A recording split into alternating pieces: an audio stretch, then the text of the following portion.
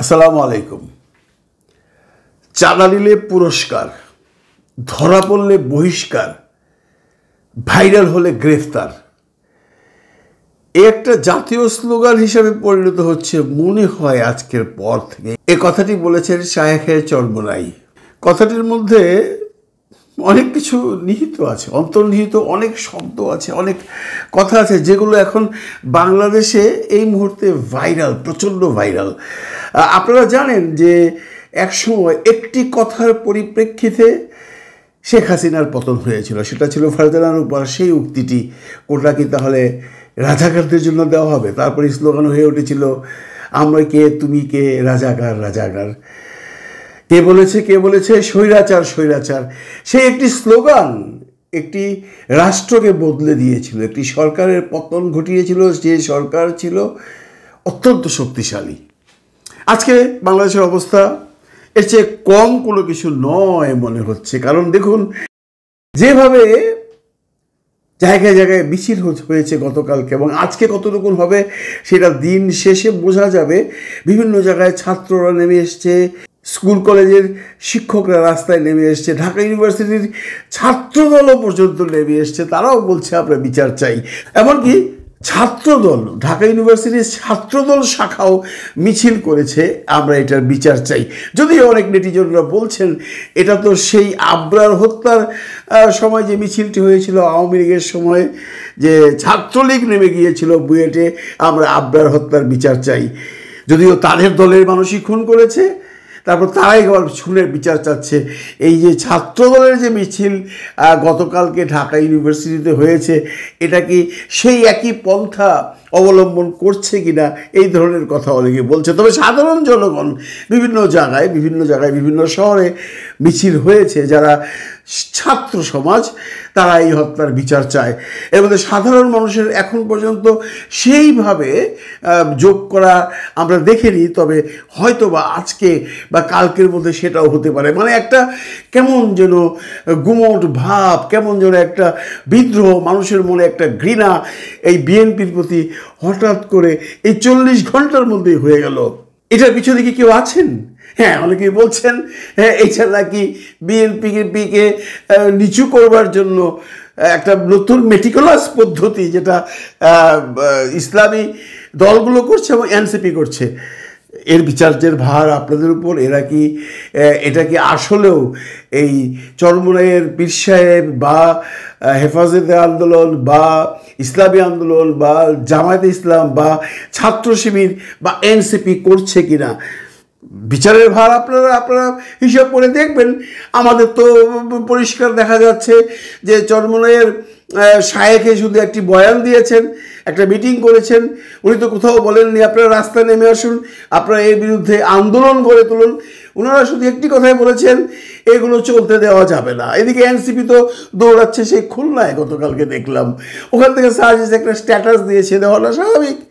এত বড় ঘটনার পর একটি দলের একজন মুখ্য সচিব যদি কোনো রকম স্ট্যাটাস না দেয়, সেটাও তো ঠিক নয়।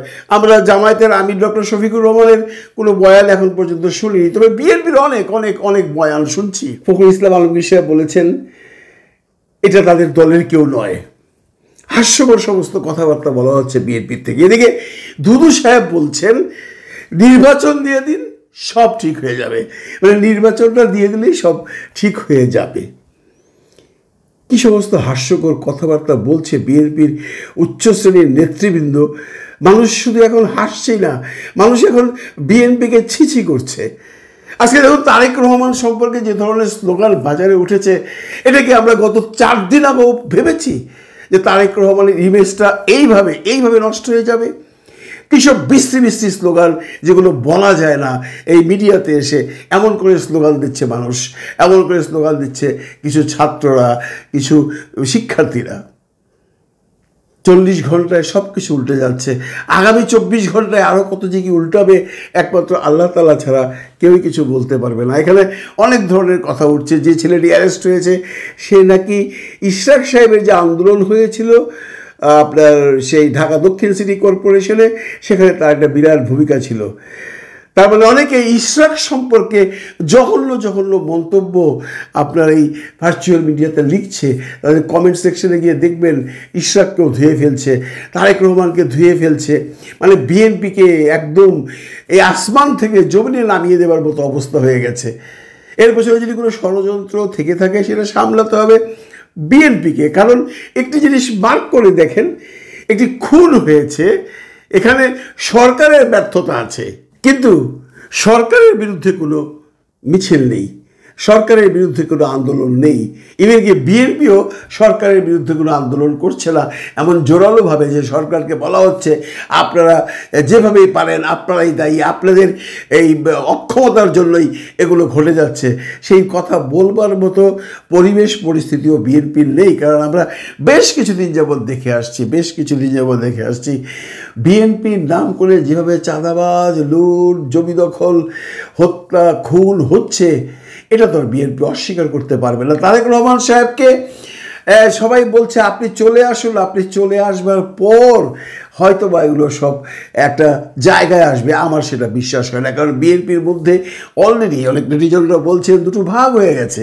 একটি ভাগ এখানকার লোকাল যারা নেতারা আছেন তারা চালান, আরেকটি ভাগকে চালান তারেক রহমান, যিনি স্কাইপের মাধ্যমে বা হোয়াটসঅ্যাপের মাধ্যমে তার লোকজনের সাথে কথা বলেন।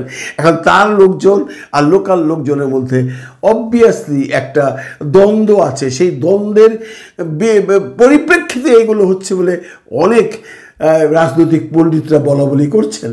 আমরা এটাও দেখেছি বিএনপির ছাত্রদল, যুবদল বা স্বেচ্ছাসেবক দলের বেশ কিছু নেতাকর্মী বেশ দুদিন যাবৎ পদত্যাগ করছেন।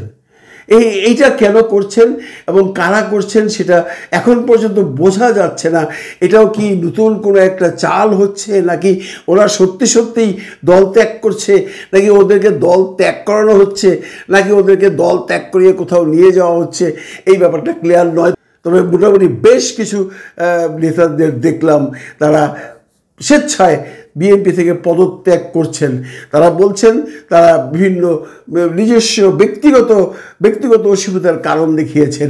হঠাৎ করে ব্যক্তিগত এমন কি অসুবিধা হলো যে আপনারা দলে দলে দল ত্যাগ করছেন, এটাও কেউ বুঝতে পারছে না ঠিক এই মুহূর্তে। মোট কথা বিএনপি এমন একটা চাপে পড়ে গেছে এই ঘটনার পর, কারণ ঘটনা তো অনেক ঘটে বাংলাদেশে, অনেক ঘটেছে। আপনাদেরকে আমি আমার আগের ভিডিওতেও বলেছি, সেই একই দিনে খুলনায় একটা মার্ডার হয়েছে এবং সেটাও বিএনপি বহিষ্কৃত নেতাকে মার্ডার করা হয়েছে তার বাড়ির সামনে, এবং তারপর তাকে গুলি করে হত্যা করবার পর